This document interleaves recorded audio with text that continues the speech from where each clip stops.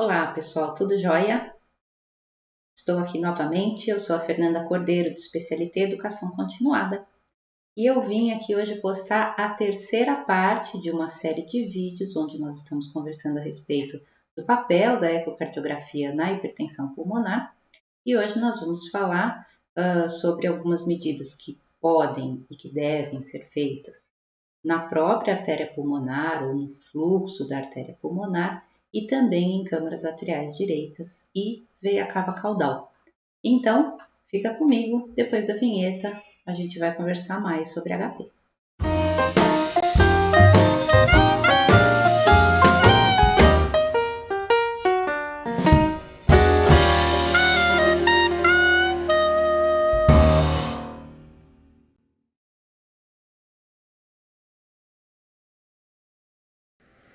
O segundo sítio anatômico a ser avaliado, então, seria a análise da artéria pulmonar, tá? O que é que nós podemos avaliar na artéria pulmonar?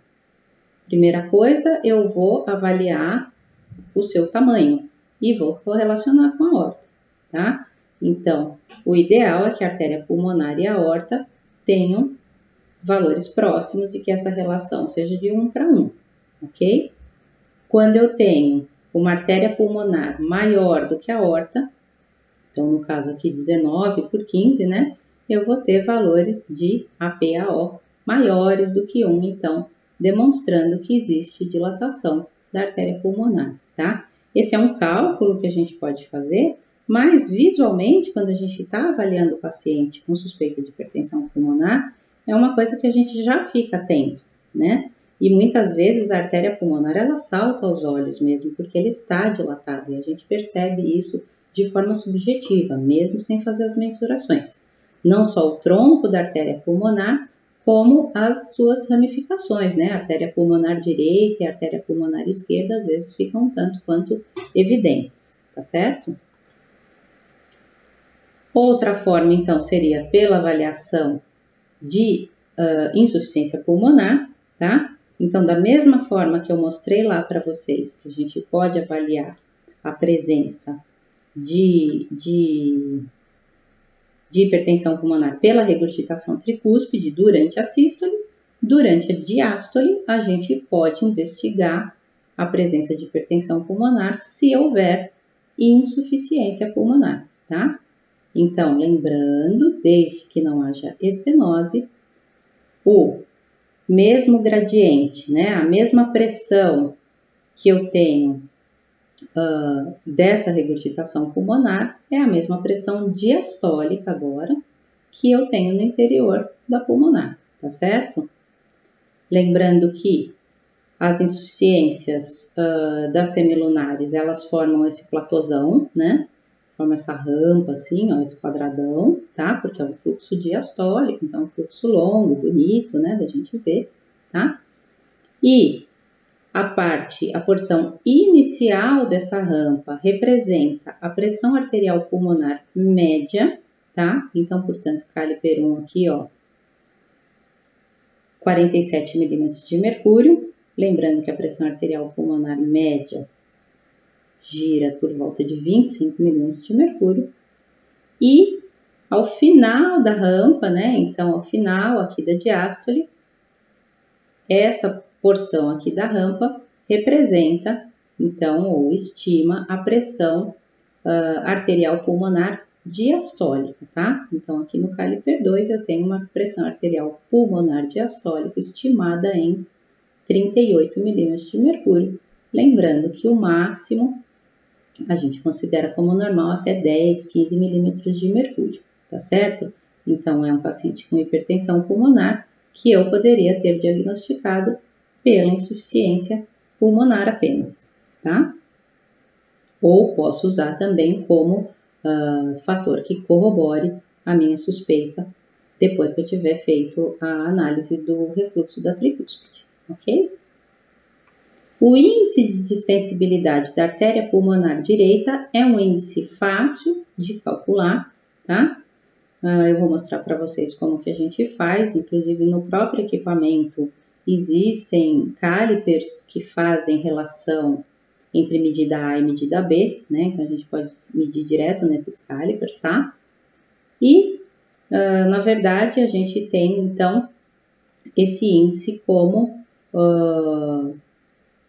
normal, a gente considera acima de 30% a 35%. Ou seja, o que esse índice revela, né? A distensibilidade da artéria pulmonar, veja, uma artéria pulmonar saudável, né? Ela tem uma certa distensibilidade, ela tem uma certa flexibilidade para acomodar as diferenças entre volume sistólico e diastólico, tá? No seu interior.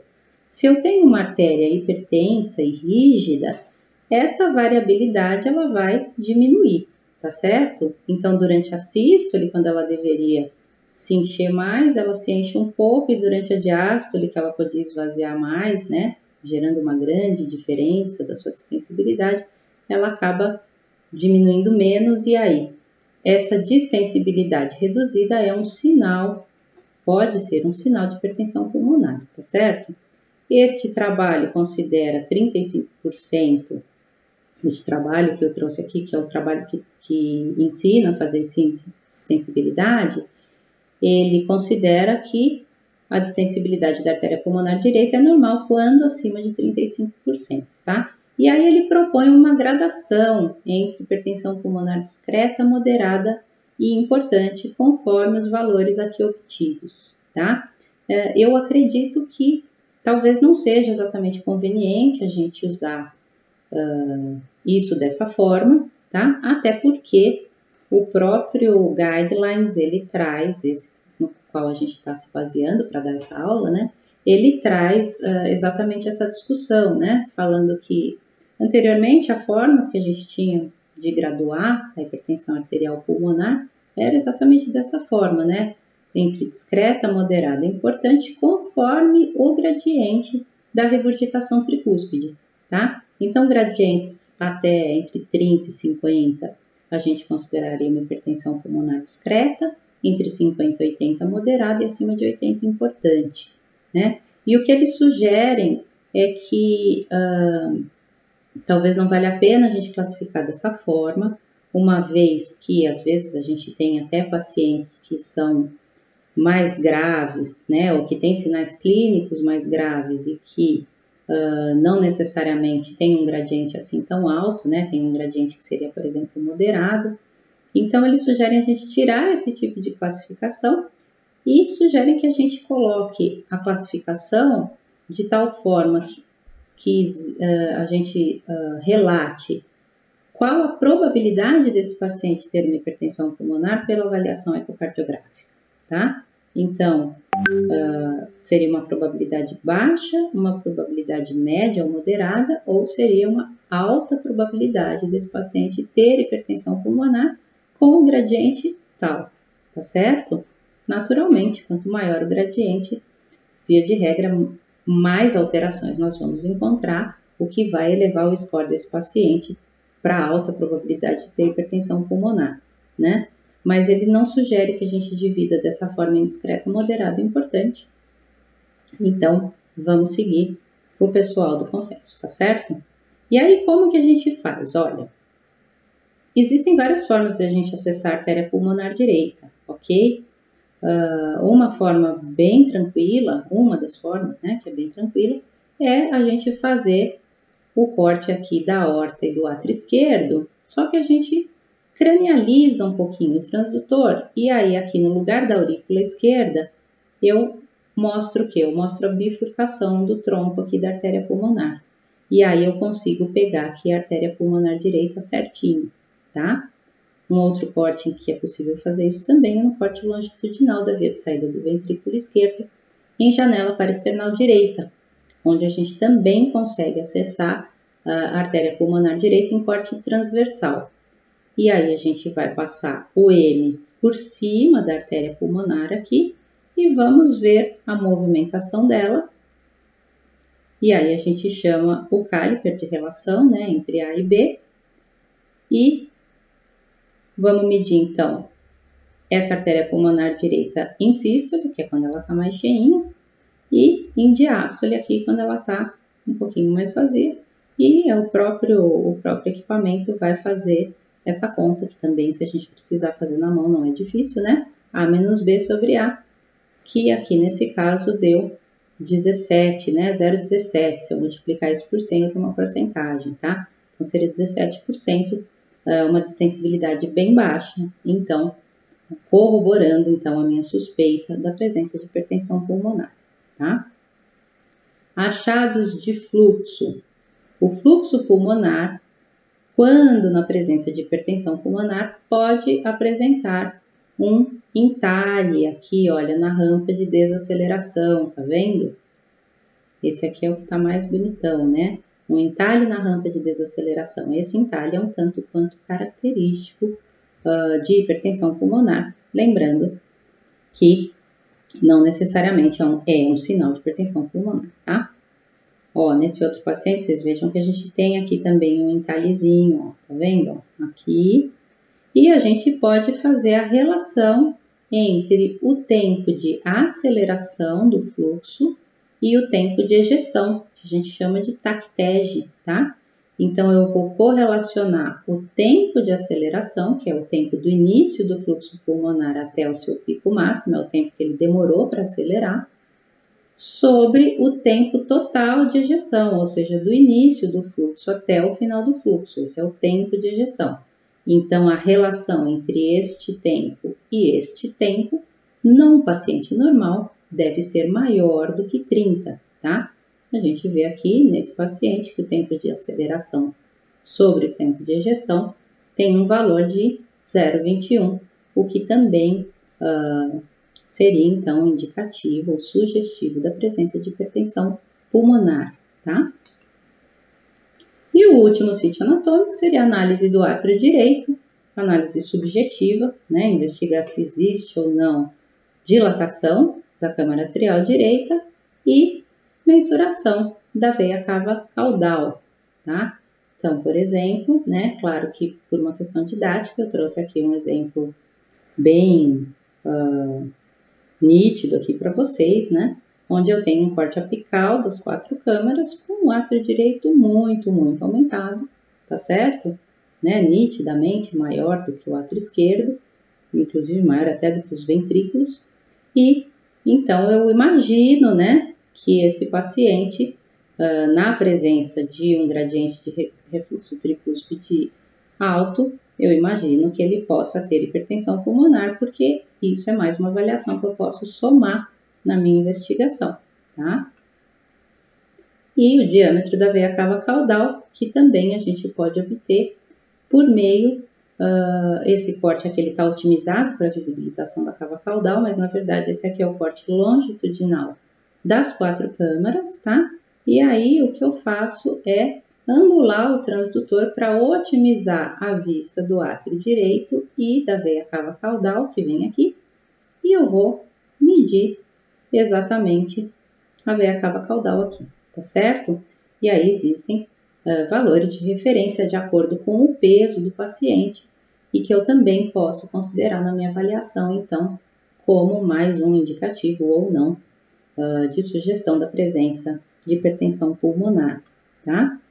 Então, a ideia é que eu parta da investigação do pico de regurgitação tricúspide, né? E aí, graduando esse valor, né, ou estimando esse gradiente, eu possa montar uma espécie de um score, né? E aí, em cima desse score, eu vou ver qual é a probabilidade desse paciente ter ou não hipertensão pulmonar, tá? Então, por exemplo, pacientes que têm um gradiente de refluxo tricúspide menor do que 3 metros por segundo, tá? Se a gente for jogar isso na equação de Bernoulli, vai dar por volta de 32 milímetros de mercúrio. Então, se eu tenho um paciente que tem um gradiente de 3, ou que eu não esteja conseguindo medir por uma questão de angulação, mas tiver alguma alteração nos sítios anatômicos que nós vimos agora, então se eu tiver uma alteração, a probabilidade dele ter hipertensão pulmonar é baixa. Se eu tiver 2 alterações, a gente pode dizer que ele tem uma probabilidade intermediária da presença de hipertensão pulmonar, tá? E assim ele caminha, olha, um gradiente de 3 a 3,4, tá? Uma velocidade, né, de 3 a 3,4, que daria, se a gente jogar na fórmula de Bernoulli, um gradiente de 32 até, aqui dá, eu fiz o cálculo, dá 45, 46 milímetros de mercúrio, tá? Então a gente já está saindo daquilo que anteriormente a gente graduaria como discreta, já está chegando quase numa moderada, né? E aí eu vou estudar os sítios anatômicos e vou ver se eu posso somar alguma alteração aqui ou não, tá? Ah, não achei mais nenhuma outra alteração, então a probabilidade é intermediária. Não, achei mais uma alteração só, probabilidade intermediária, tá? Ou acima de 46 milímetros de mercúrio, ou de 3,4 metros por segundo. Se eu não tiver nenhuma outra alteração, a probabilidade da presença de hipertensão permanece intermediária e, conforme eu vou aumentando o número de alterações nos diferentes sítios anatômicos e ou aumentando o meu gradiente estimado da insuficiência tricúspide, eu terei, então, a alta probabilidade da presença de hipertensão pulmonar, tá? Então, quando a gente começa a fazer a avaliação de um paciente onde haja suspeita da presença de hipertensão pulmonar, é importante a gente estar ligado para lembrar de pegar todos esses parâmetros que eu comentei agora, né? Alguns chamam a atenção naturalmente, como por exemplo a dilatação do átrio direito, ou a dilatação do ventrículo direito, movimentação septal paradoxal. Outros, a gente tem que estar atento e tem que lembrar de pegar, né? Então, fazer avaliação do fluxo pulmonar, né? Fazer avaliação do tempo de aceleração sobre o tempo de ejeção, avaliar o TAPSE ou avaliar o ânulo tricúspide com o Doppler de tecido, tá certo? Então, são coisas que a gente tem que estar ligado para medir, né? Ou para obter esses dados para depois, na hora do laudo, a gente poder fazer essas comparações aqui e ver qual seria a probabilidade desse paciente ter ou não hipertensão pulmonar, tá certo? Muito bem, pessoal. Então, agora a gente finaliza, né? Acabamos de falar sobre os diferentes sítios anatômicos na avaliação da hipertensão pulmonar. Eu espero que você tenha gostado, você tenha feito bom proveito dessas informações que eu trouxe para vocês. Fico aqui à disposição de vocês e aguardando que vocês façam sugestões do que vocês gostariam de falar, do que vocês gostariam que eu falasse, que eu abordasse. Tá joia? Super obrigado por ter assistido mais esse vídeo. Um super beijo e até a próxima.